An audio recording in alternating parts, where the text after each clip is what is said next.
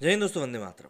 इंसान जब अपना धरती का टूर पूरा करके ऊपर या नीचे कहीं भी जाता हो अपने धर्म मजहब के हिसाब से, जब जाता होगा तब उससे वहाँ पर एक हिसाब किताब तो ज़रूर होता ही होगा कि भैया तुम तब प्रोपेगेंडा काहे फैलाते थे। और प्रोपेगेंडा नहीं भी फैलाते थे, अगर तुम उनसे जाने अनजाने में भी कुछ होता था तो सिर्फ एक ही पहलू की बात क्यों करते थे। जाहिर सी बात है, ऐसे लोगों का भी हिसाब किताब होता ही होगा कि टूर तो आज नहीं तो कल किसी ना किसी का और सभी का कंप्लीट हो ही जाता है। अब ऐसे में इस समय यूक्रेन से भारतीय छात्रों को लाए जाने की जो कोशिश है वो जारी है। कई सारे भाजपा के मंत्री हैं जो कि इसी काम में लगे हुए हैं।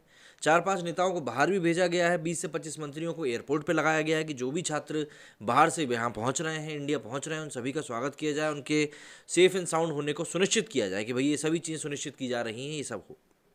लेकिन इसके बाद जब ये तस्वीरें बाहर आना शुरू हुई कि भाई देखिए छात्र जो है पहुंच रहे हैं और ये सब चीज़ चल रही हैं, तो वहाँ पर ना एक गजब की, मैं कहूँगा, एक मतलब क्या कहूँ, एहसान फरामोशी ही कह लीजिए, कुछ भी कह सकते हैं इसको।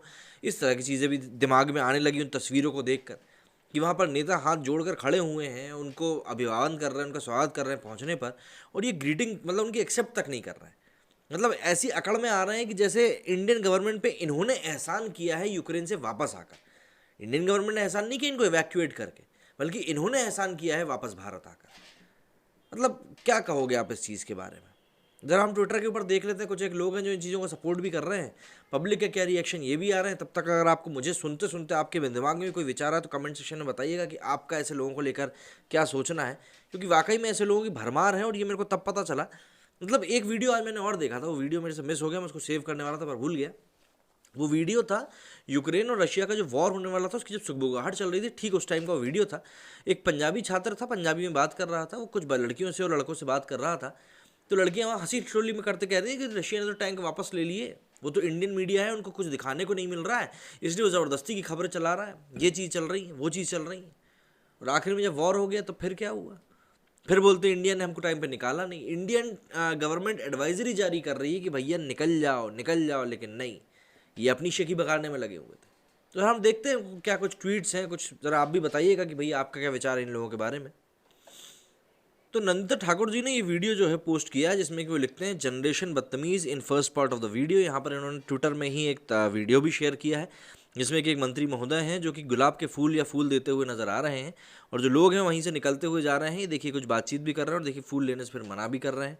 तो इस तरह की कुछ हरकतें करते हुए दिखाई दिए थे। और फिर जो सेकंड पार्ट है इस वीडियो का वो और भी ज़्यादा मार्मिक है, जिसमें कि एक महिला को फ्लड से बचाया गया था और उसके बाद देखिए उसने किस प्रकार का जेस्चर किया, आर्मी के जवान के पैर छुए। तो ये सब संस्कारों की बात होती है। तो ज़रा हम इसी के ऊपर देख लेते हैं कि किस तरीके से यहाँ पर लोग रिएक्ट कर रहे हैं इसके ऊपर और क्या कुछ अपने कमेंट्स में लिख रहे हैं। सबसे पहले तो नितिन लिखते हैं, there was no need to give them flower, the citizen of other countries listen to their governments return on their own when issued advisory. These thankless people don't deserve VIP treatment given by Indian government and brought back without charging a cent। मतलब जो दूसरे देश के लोग हैं उनको जब बोला गया था वो शांति से निकल कर आ गए, पर यही लोग थे जो होशियारी दे रहे थे, इनको तो किसी वीआईपी ट्रीटमेंट की डिजर्व करने की कोई बात ही नहीं है। और वाकई में जो इंडियन स्टूडेंट बाहर से वापस आ रहे हैं उनको उनके रिस्पेक्टेड स्टेट्स के जो हाउसेज हैं वहाँ पर लेके पहले खाना पीना कराया जा रहा है और उसके बाद इंतज़ाम कराया जा रहा है उनको घर भेजने का। इसके अगले ट्वीट में देखिए यहाँ पर भी ऐसे ही कुछ लिखा हुआ है। इन्होंने बताया कि जब फ्लड में से इन्होंने इनको निकाला तब किस तरह का व्यवहार हुआ था। भारतीय सेवक कहते हैं, look at the lady, even her basic education but values are high and pure, but so called degree holder from outside still need a lesson in values. इसके अगले में लिखा है कि buying degree will not help you in acquire values. देखिए सीधी सी बात है, एक ग्रेटिट्यूड होता है, एक भावना होती है, एक भावनात्मक तौर पर एक जुड़ाव होता है। यदि आपकी कोई मदद कर रहा है आपके बुरे समय में, तो वैसे भी वो आपके लिए क्या हो गया। चलो नेताओं को मत थैंक करो यार, लेकिन कम से कम डिसरिस्पेक्ट मत करो, मेरा मतलब बस इतना है कहने का। और इंडियन गवर्नमेंट खूब कर रही है। सुल्तान अहमद, अब इनने कुछ उल्टा पुल्टा ही लिखा होगा, ये क्या लिखते हैं भैया, what else you can expect from them, I would have done the same if I were there, they aren't satisfied with the service of the government should have done evacuation efforts during the invasion of Russia and Ukraine, they struggled for food and shelter there. दूसरे देश में जाकर, जहां पर कोई दूसरा देश लड़ाई कर रहा है, आप चाह रहे हो कि वहां पर इंडियन गवर्नमेंट जाकर काम करे। अरे रेस्टोरेंट खोल के रखा है क्या भाई मेरे? मतलब तुम चाह रहे हो कि इंडियन गवर्नमेंट रशिया और यूक्रेन के बीच में लड़ाई चल रही है, वहां पर जाकर इंडियन स्टूडेंट्स का बिल्कुल ध्यान रखे। अब जब एडवाइजरी जारी कर रहे हैं तब ये क्यों नहीं निकल के बाहर आए? फिर उसके बाद जब लड़ाई छिड़ गई है तो भाई भारतीय सेना के लोग क्या वहां पर बीच में घुसेंगे? जैसे ही उन्होंने सीज फायर दिया, एक पैसेज प्रोवाइड किया ह्यूमैनिटेरियन ग्राउंड के ऊपर, उसके बाद देखिए इवैक्यूएशन हुआ वहां से भी। ज्ञान देने को बोल दो।